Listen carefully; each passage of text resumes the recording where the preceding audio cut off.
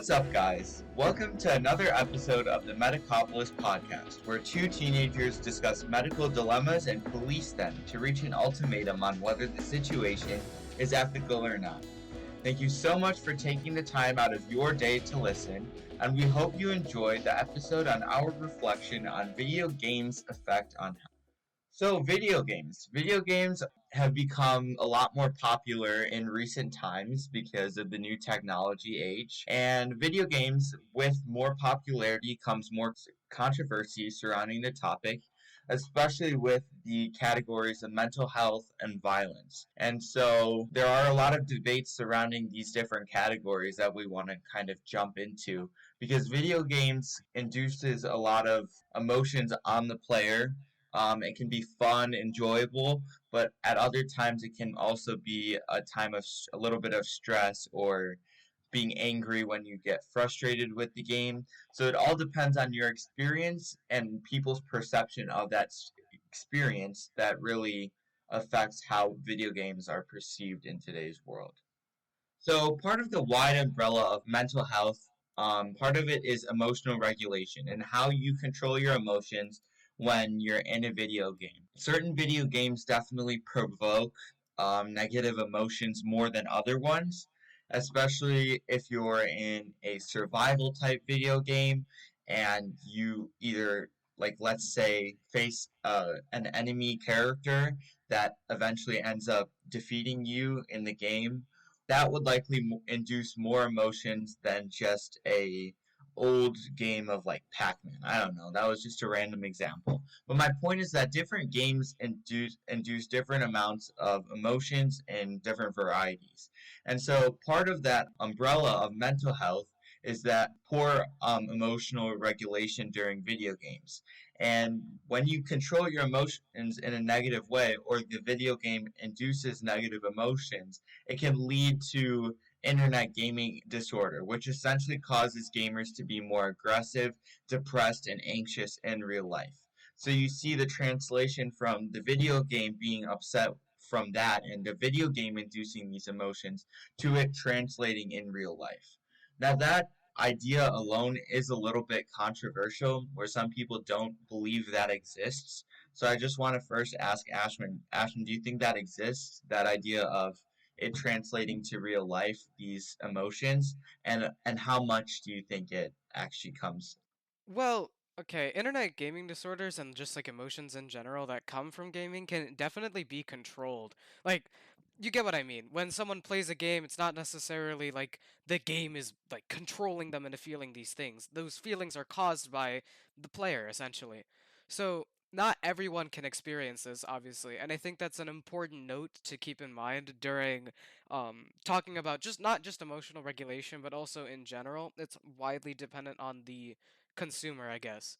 So I guess the idea of internet gaming disorder, like again, that idea doesn't necessarily apply to everyone, but it is definitely a serious like factor.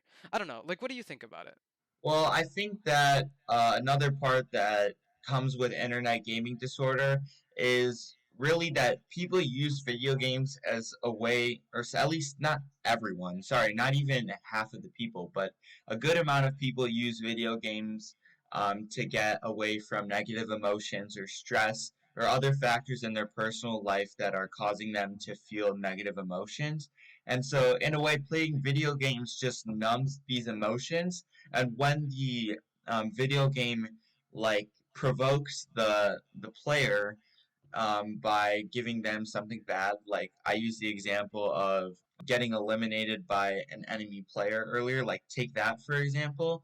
I think that's what also causes internet gaming disorder, is where people have these either one, bad control over their emotions in real life, or two, they have negative emotions already kind of hanging over them before they start playing video games. And that's kind of where internet gaming disorder kind of emerges from, with the right stimuli from the video games, if that kind of makes sense. I think it's like the video game is the straw that breaks the camel's back, but there's a lot of stuff that comes before it. That's what causes internet gaming disorder to erupt, or not So you're erupt. saying So you're saying it's basically like the tip of the or the cherry on top of problems that can already persist with the consumer. Yeah, I think yeah, basically. Okay.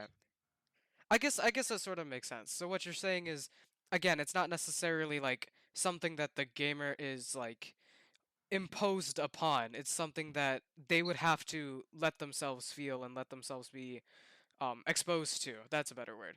Yes. Before actually yeah, okay. I can get what you're saying there. I guess that makes sense. So basically, my point on this is that video games aren't entirely responsible for these negative emotions that a person may feel. It's really the person's ability to react to these emotions from their real life experiences. That's what makes them either like react one way or another in a video game. So my point is that while yes, video games may have a certain amount of stimuli that definitely causes people to erupt or get triggered a little bit more, I don't think that video games are entirely the problem here. Yeah.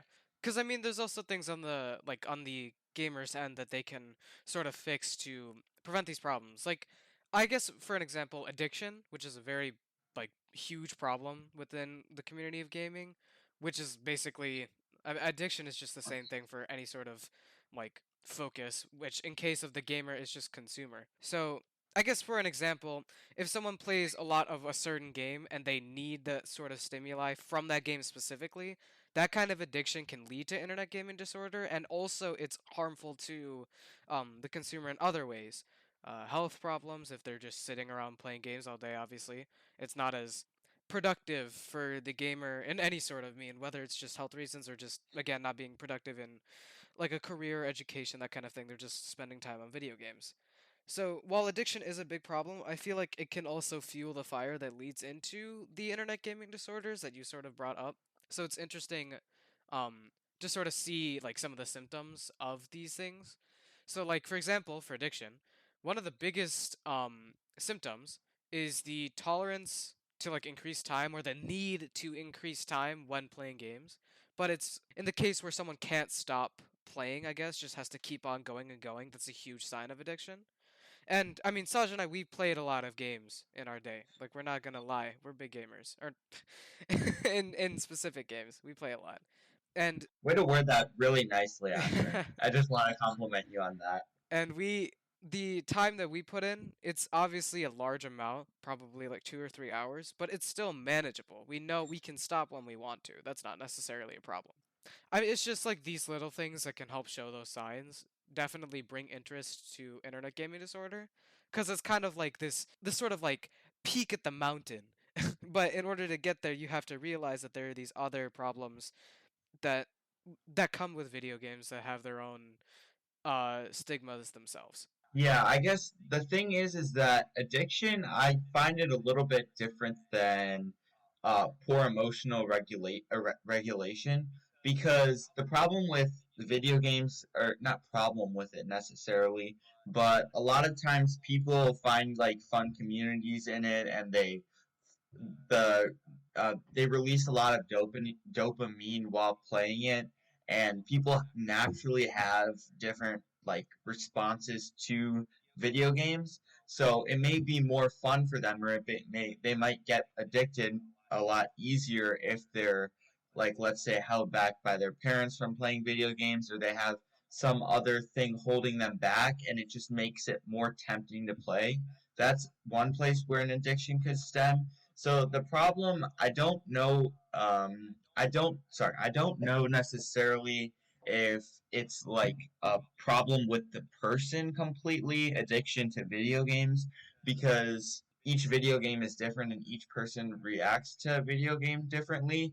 However, I think that addiction is bad, and so there should definitely be certain actions that you could take to reduce the amount of video games that you or the amount of time you're spending playing video games, and that can't always often be found in the video games. And so that's another problem that I think lies within addiction in video games.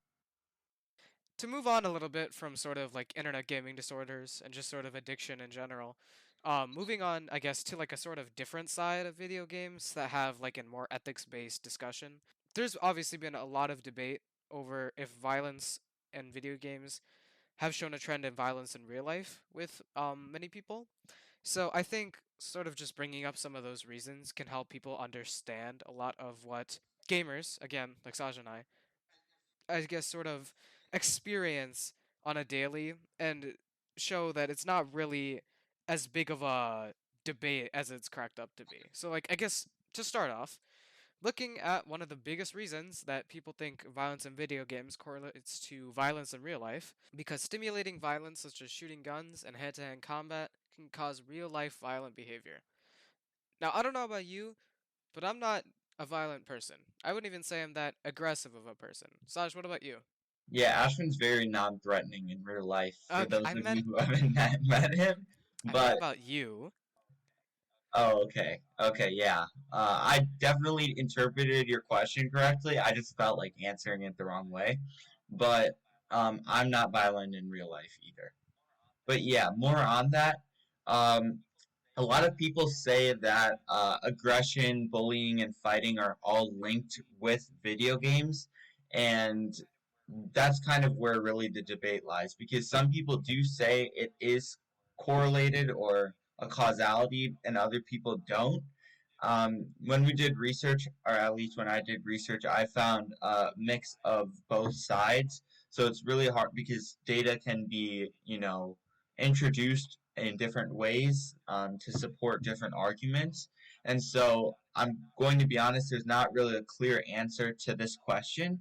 However, just with my experience with video games, just like with the mental health portion that I talked about with emotion regulation, I feel like that the aggression, bullying, and fighting are problems with your real life behavior, and video games may may increase that a little bit, or I don't know, harm you a little bit more. But I do not think that video games are to be held responsible for aggression, bullying, and fighting in real life. I feel like there's other life problems that a person has to be doing these behaviors, other things that are going on aside from video games.